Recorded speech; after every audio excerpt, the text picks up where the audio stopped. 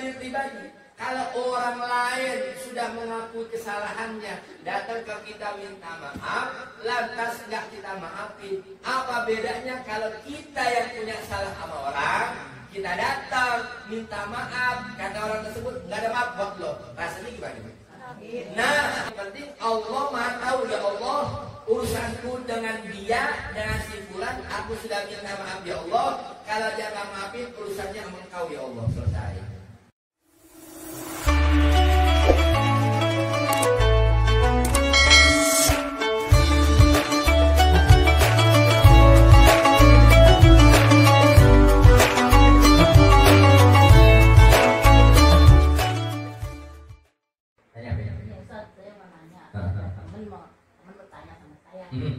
Dia tuh apa sih punya sifat yang nggak bisa maafin orang gitu ya.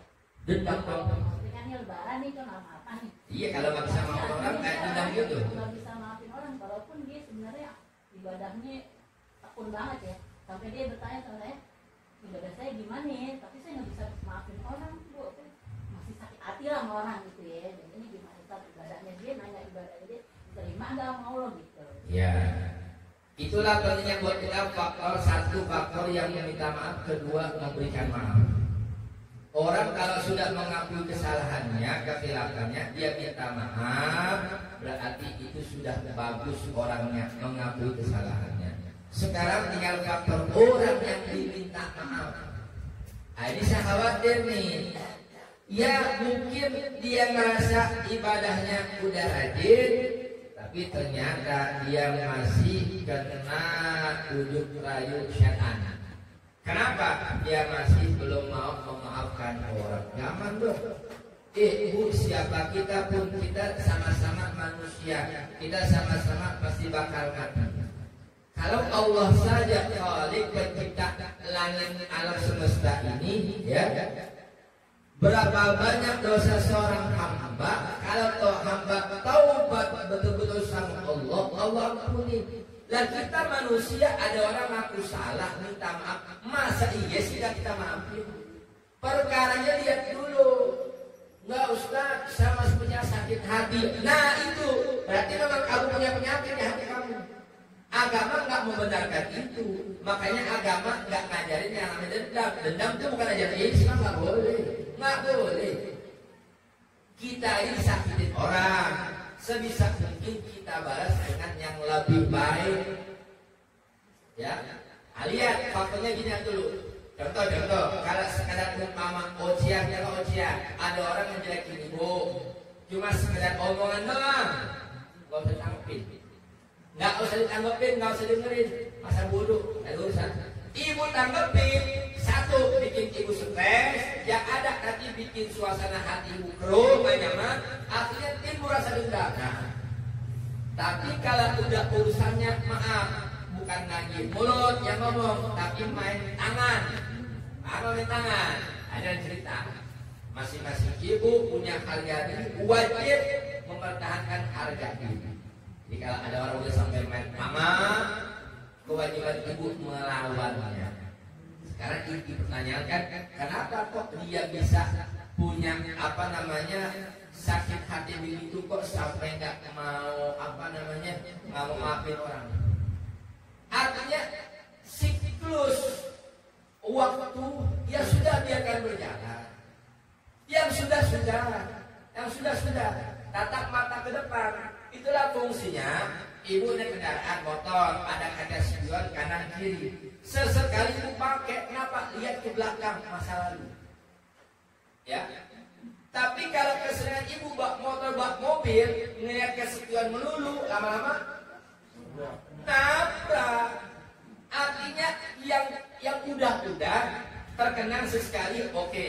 Tapi lihat ke depan, tatap ke depan, masa depan, masih banyak harapan. Artinya mungkin dulu pernah disakitin orang, ya sudah. Allah sayang kepada hambanya yang sabar. Mungkin memang itu salah satu ujian yang Allah berikan buat dia.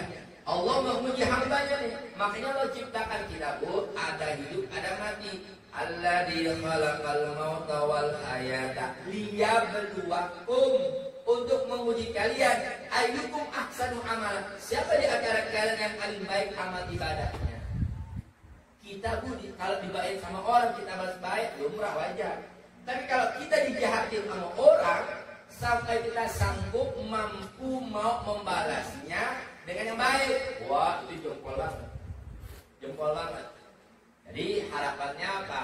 Cobalah banyak-banyak istighfar dan balikan kepada diri pribadi. Kalau orang lain sudah mengakui kesalahannya, datang ke kita minta maaf, lantas nggak kita maafin. Apa bedanya kalau kita yang punya salah sama orang, kita datang minta maaf, kata orang tersebut nggak ada maaf buat lo, rasanya gimana? Nah, jadi balikan ke diri kita sendiri. Kalau kita minta maaf sama orang, udah kita bilang ya Allah maafin, ada nggak sengaja maafin.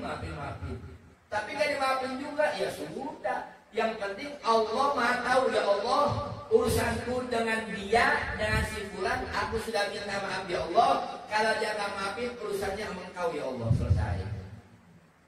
Jadi pelajaran buat kita juga. Berarti kalau ada orang sampai nggak mau maafin, berarti dia sombong. Sombong itu sifat siapa? Iblis. Allah suruh sujud kepada Nabi Adam, nggak mau gak?